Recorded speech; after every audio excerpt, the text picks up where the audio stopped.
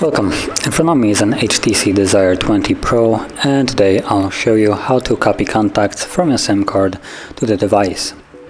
And to get started, let's open up the standalone contacts app, which is located right over here, and skip signing in, assuming you don't want to sign in.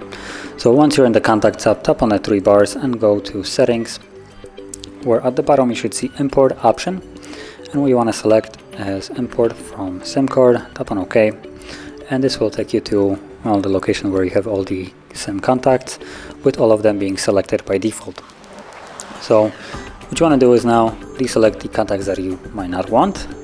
I'm gonna just deselect a couple of them, and once you have selected every contact that you want to remove, tap on the check mark. As you can see, it will show you the amount of contacts that have been imported, and if we go back, there it is. And that is how you would import contacts. So if you found this very helpful, don't forget to like, subscribe, and thanks for watching.